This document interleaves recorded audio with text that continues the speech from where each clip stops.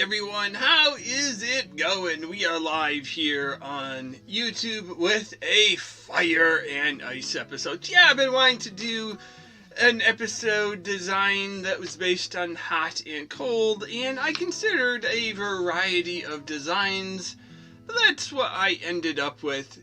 Just one side in the orange red tones and one side in the cooler blue tones. Yeah, I considered like a flaming skull and an ice skull. I considered something on the dragon side. But this is what I ended up with. It's not overly themed as fire and ice, but it is a cool design if I don't say so myself. Yes, a cool design. So yeah, what is up with the temperature, the weather? We had, I was in Nashville for Christmas and it was 60s and 70s. And then you have weeks like this where it was snowy and cold and 30s. Now I grew up in the suburbs of Chicago, and when I moved to Virginia, people, if I would complain, oh, it's too cold here, people would say, well, you grew up in Chicago. They assume that living in Chicago means that I was used to cold winters, that I liked cold winters, that I liked winter. And I would say that's not necessarily true, that there's no real relationship between living in a place and liking the weather there. It might just be that you're used to the weather there, you're used to the cold, you're used to snow. And I know growing up in the Chicago area that we dressed for the weather. We had a lot of snow pants and snow coats and hats and gloves and boots and everything that we needed to stay relatively comfortable on the coldest winter days. And our school buses were heated. I remember there was one winter that the school bus was having some problems with the heat and it wasn't working, and they actually canceled school because the buses were going to be too cold for the kids. So yeah, even though we were in an area that had cold weather, that doesn't necessarily mean that we loved the cold weather or would do anything for cold weather. And you know what? Just because Chicago is the windy city and has cold winters, they also have fairly warm summers. They have plenty of 90-degree summer days.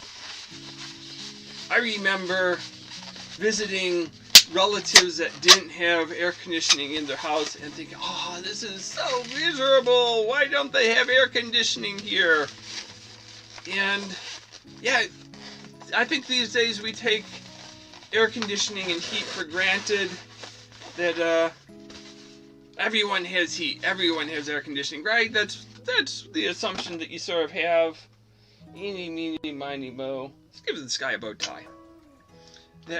But you know, heat's been around forever. That there's been fireplaces to heat places up, but air conditioning is a relatively new invention. It hasn't been around a full 100 years yet.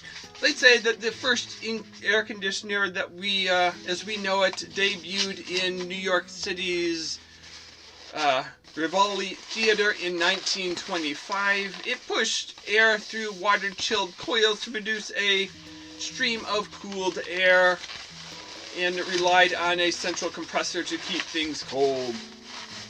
So it's started in a theater, and initially air conditioning was for office buildings, it was for stores, it was for theaters, it was for other public locations. It wasn't really available in everyone's home just yet.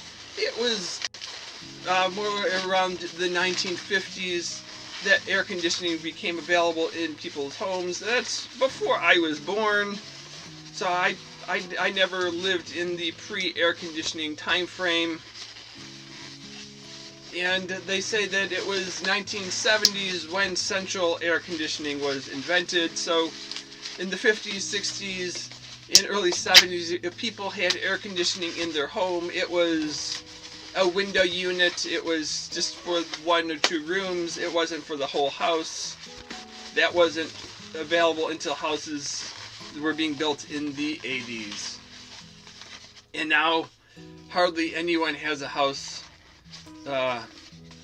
that's not 100 years old that doesn't have air conditioning. At least they would have air conditioning in the bedrooms and window units to keep the bedrooms nice and comfortable. But yeah, I can't imagine. I've been to Colonial Williamsburg and places like that, and I'm like, how did people survive 200 years ago? I know houses were built differently back then, so that they had bigger porches and windows that could open, so air could cross from one side of the house to the other. But, oh my gosh, I couldn't imagine living in a house without air conditioning. So yeah, fire and ice, heat and air. Give me a place that is 70 degrees year-round and I would be happy. I'm not a big fan of those hot summer days. And no, I've never been to Arizona for the 120 degrees to experience the heat like oven. I've only really been on the eastern side of the U.S. So I've experienced the hot and muggy 90-degree days and a few 100+ degree days, but not dry heat like Arizona. And I've had cold winter days where it didn't get above freezing, it didn't get above 0 degrees. Those are cold days where you want to stay indoors. And thank you very much, I have both heat and air conditioning for my house. So this is my orange and blue fire and ice teddy bear. Yeah, I was trying to think of what design to do. It didn't really feel like doing a dragon. So we gave this guy a nice little bow tie to wear. Yeah, isn't he cute? He's not quite the half orange, half blue like my face design, but yep, just trying to keep to the theme of hot and cold. So yeah, just playing around with some designs. Don't know what we're going to do as a design theme for this year. We're just going to have fun with more designs, more topics to talk about, and more balloons to share. So until next time, see you later, alligator. After a while, crocodile. Thanks for watching.